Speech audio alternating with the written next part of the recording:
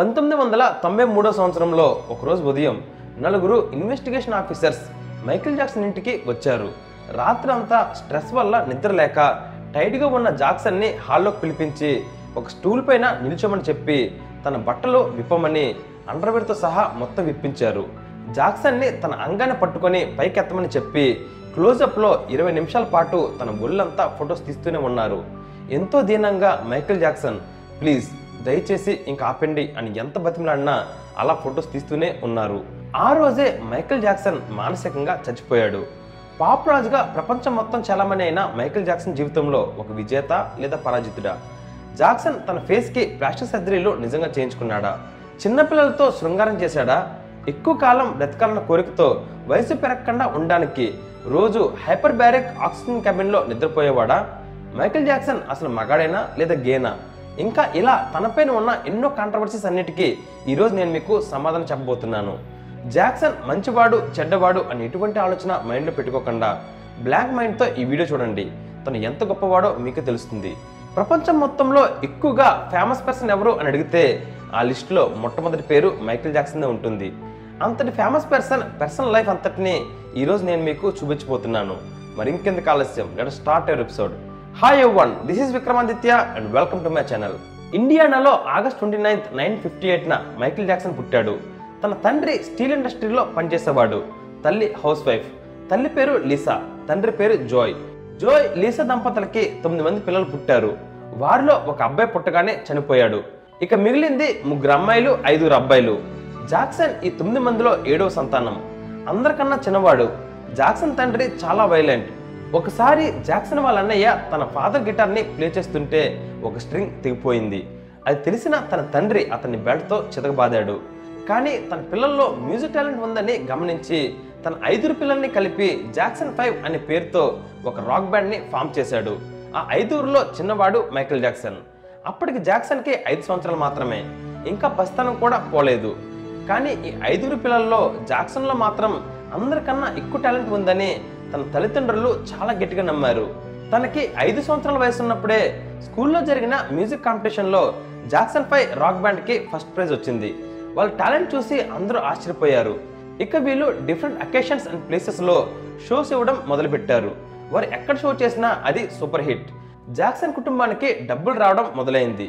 తండ్రి ఉద్యోగం మానేసి ఇక పిల్లల షోస్ని ఆర్గనైజ్ చేస్తూ వాళ్ళని ప్రాక్టీస్ చేయించడమే పనిగా పెట్టుకున్నాడు. జాక్సన్ తండ్రి ప్రాక్టీస్లో ఒక చిన్న తప్పు జరిగినా జాక్సన్ని బూతులు తిడుతూ బెల్ట్తో చెదగొడుతూ బండ ముక్కోడా అని అతన్ని అవమానించేవాడు. జాక్సన్ 5 బ్యాండ్ చాలా పాపులర్ అయింది. మరి ప్రతిరోజు ఆ దేశమంతా తిరుగుతూ ఎన్నో వందల షోస్ చేస్తుండేవారు.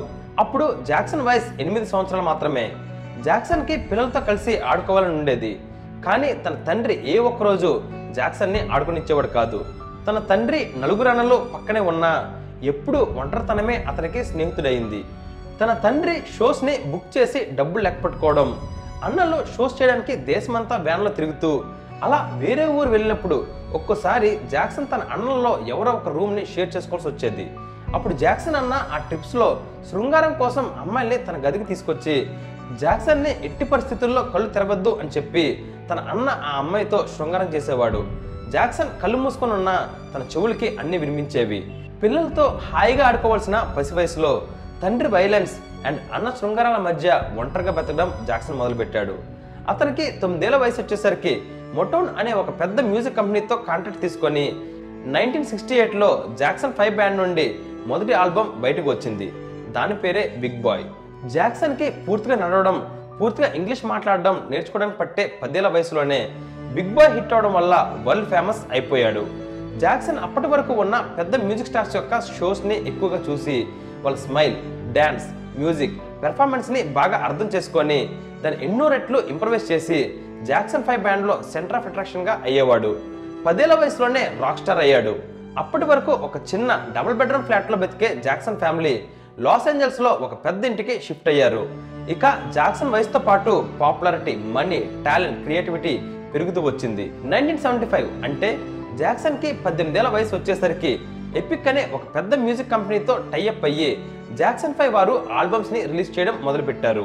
జాక్సన్కి 20 ఏళ్ళు వచ్చిన తర్వాత ఇక తన అన్నలతో కలిసి చేస్తున్న జాక్సన్ 5 నుండి బయటకు వచ్చి ఒంటరిగా సోలో ఆల్బమ్ చేద్దామని నిర్ణయించుకున్నాడు. దానికి తన తండ్రి అస్సలు ఒప్పుకోలేదు. కానీ తన అన్నల్లో ముగ్గురు మాత్రం దానికి సపోర్ట్ చేశారు. 5గురితో కలిసి ఒకే ఫార్మాట్లో ఆల్బమ్స్ చేయడం వల్ల తన క్రియేటివిటీ మొత్తాన్ని ఎక్స్ప్లోర్ చేయలేకపోతున్నాను అని భావించి వారి నుండి వేరుగా వచ్చి ఆఫ్ ద వాల్ అనే ఆల్బమ్ని క్రియేట్ చేశాడు. అది చాలా పెద్ద హిట్ అయింది. కానీ తను ఎక్స్పెక్ట్ చేసినంత హిట్ అవ్వలేదని జాక్సన్ ఫీల్ అయ్యాడు. దానికి కారణం ఎంటీవీ అప్పటి వరకు ఒక బ్లాక్ ఆర్టిస్ట్ యొక్క వీడియోస్ని తన ఛానల్స్లో పబ్లిష్ చేయలేదు. అలానే జాక్సన్ యొక్క ఆఫ్ ది వాల్ వీడియోస్ని కూడా పబ్లిష్ చేయలేదు.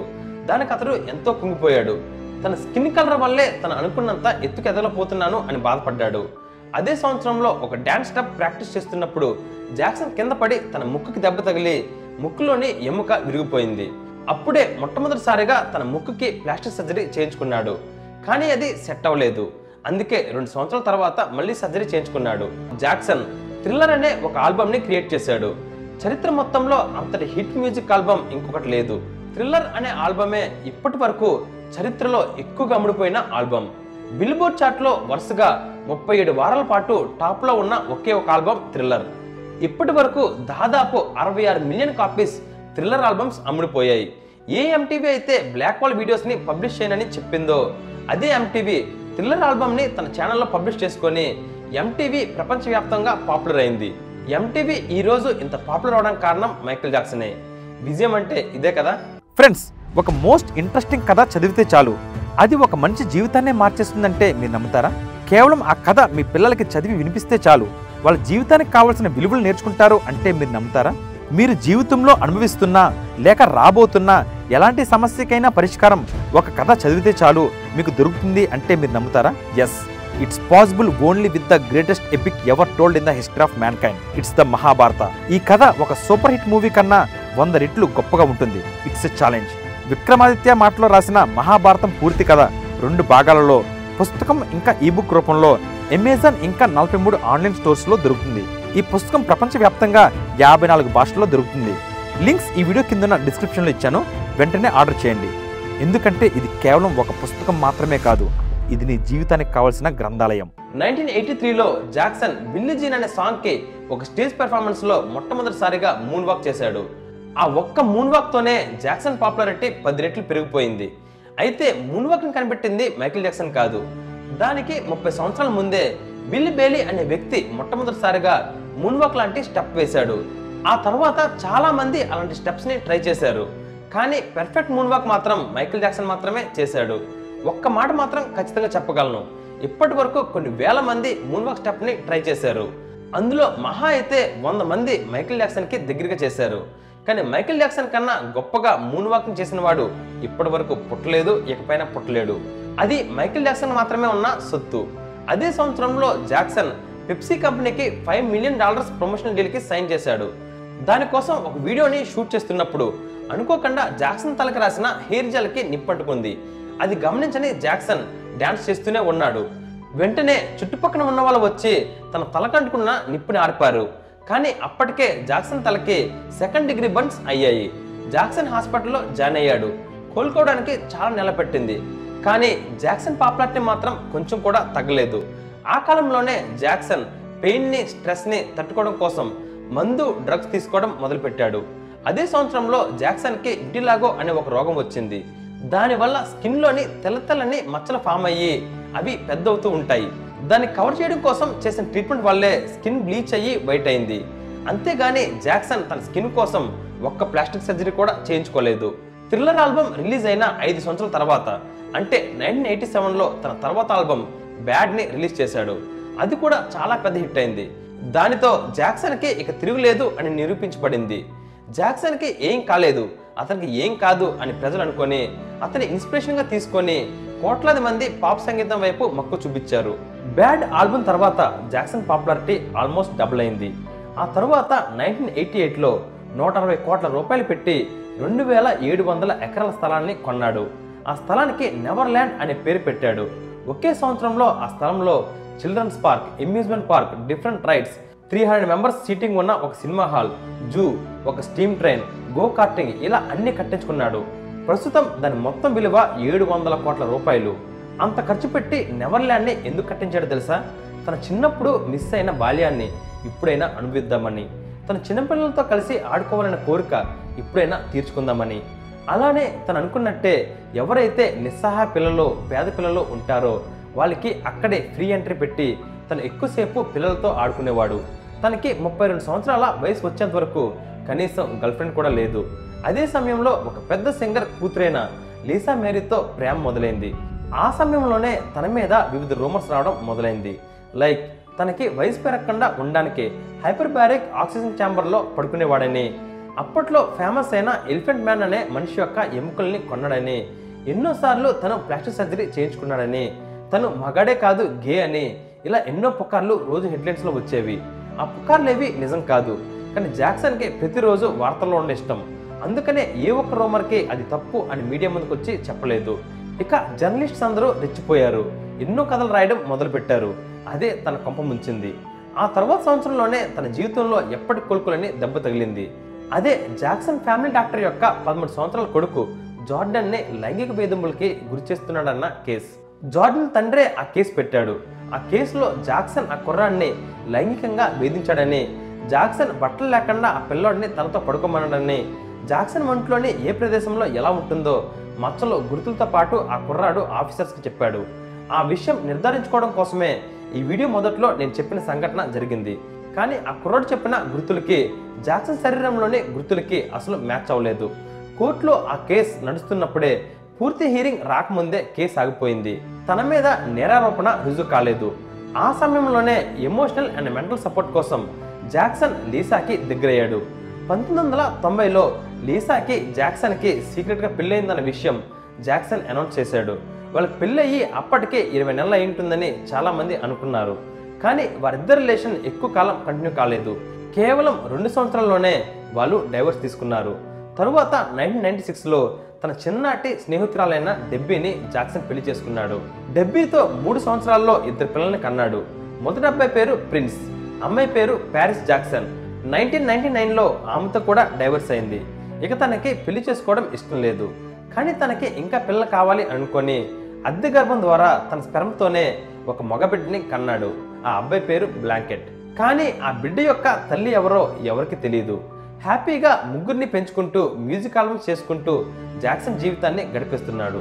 2003లో జాక్సన్ మీద మరో చైల్డ్ అబ్యూస్ అలిగేషన్ పడింది. అది ఒక 13 ఏళ్ల అబ్బాయి వాళ్ళ అమ్మ పెట్టింది. ఎలాగైతే 1993లో తనపైన కేసు పెడితే పరువు కోసం హై అమౌంట్ సెటిల్మెంట్ అయ్యిందో, అలా డబ్బు కోసం మరో అలిగేషన్ జాక్సన్ మీద పెట్టారు. కానీ అవన్నీ అబద్ధపు ఆరోపణలన్నీ కోర్టు తేల్చింది. ఈసారి మాత్రం జాక్సన్ పూర్తిగా ఆ అవమానాన్ని తట్టుకోలేకపోయాడు. ఎక్కువగా మందు, డ్రగ్స్ తీసుకోవడం మొదలుపెట్టాడు. 2009లో తను చివరగా దిస్ ఈజ్ ఇట్ అనే ఒక ఈవెంట్ ద్వారా ప్రపంచంలో అన్ని దేశాల్లో దాదాపు 50 షోలు చేస్తానని ప్రకటించాడు. ఆ టూర్ తర్వాత తను రిటైర్ అవుతానని కూడా ప్రకటించాడు. మరో 2 వారాల్లో ఆ షోకి బయలుదేరే ముందు ఒకరోజు రాత్రి తన పర్సనల్ ఫిజిషియన్ ఇచ్చిన మందుల డోస్ ఎక్కువడం వల్ల జాక్సన్ గుండె ఆగిపోయింది. ప్రపంచాన్ని ఉర్రూ తొలగించిన గొంతు మోగపోయింది. ఆ వార్త విన్న ప్రజలంతా విస్తుపోయారు. జాక్సన్ లేడు అనే నిజాన్ని తట్టుకోలేకపోయారు. జూన్ 25, 2009న జాక్సన్ మరణ వార్త ప్రపంచంలోని జనాలనే కాదు, సోషల్ మీడియాను కూడా ఆగిపోయేలా చేసింది. ఆ రోజు గూగుల్, ట్విట్టర్, AOL, వికీపీడియా సైట్లు వెబ్ ట్రాఫిక్ని తట్టుకోలేక కొన్ని గంటల పాటు క్రాష్ అయ్యాయి. జాక్సన్ని చివరిసారిగా చూడడానికి ఆన్లైన్లో 2 రోజుల్లో 16 లక్షల అప్లికేషన్స్ వచ్చాయి. లక్కీ డ్రా ద్వారా 8750 మందిని సెలెక్ట్ చేసి జాక్సన్ మెమోరియల్ సర్వీస్కి టికెట్స్ ఇచ్చారు. జాక్సన్ చావులో కూడా తన క్రేజ్ని నిరూపించుకున్నాడు. చచ్చినా బ్రతికినా సింహం సింహమే అన్నట్టు Jackson is always a legend.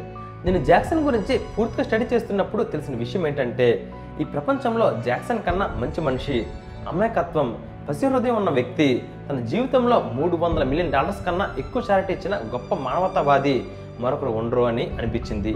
అతను చాలా గొప్ప అని నేను ఎలా ఫీల్ అవుతానో అలానే అతని జీవితాన్ని చూసి కూడా అంతే జాలిపడతాను. బాల్యం కానీ, యవ్వనం కానీ, దాంపత్య జీవితం కానీ, తండ్రిలా పిల్లలతో ఎప్పుడు ఆడుకునే ఏ ఆనందం తనకు దొరకనందుకు చాలా బాధపడుతున్నాను. తన జీవితాన్ని సాక్షాత్తు జర్నలిస్టులే పాడు చేశారు. వాళ్ళే అతని జీవితానికి విలన్స్.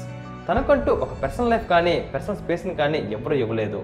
లైఫ్లో చివరగా తనకు మిగిలింది అతని మ్యూజిక్, డ్యాన్స్ రికార్డులు మాత్రమే. లెజెండ్ అంటే చనిపోయి ఎన్ని సంవత్సరాలైనా జనాల గుండెల్లో గొప్పగా ఉండేవాడు. నా వరకు world famous legend and great artist మన మైకేల్ జాక్సన్. ఫ్రెండ్స్, నెక్స్ట్ ఎపిసోడ్లో కంటెంట్ వేరే లెవెల్లో ఉంటుంది. Don't miss it. నేను రాసిన మహాభారత పుస్తకాన్ని ఇప్పుడే ఆర్డర్ చేయండి. లింక్స్ ఈ వీడియో కింద ఉన్న డిస్క్రిప్షన్లో ఇచ్చాను. అలాగే ఇప్పటి వరకు నా ఛానల్ని మీరు సబ్స్క్రైబ్ చేసుకుని ఉండకపోతే వెంటనే సబ్స్క్రైబ్ చేసుకోండి. Till then take care. Bye.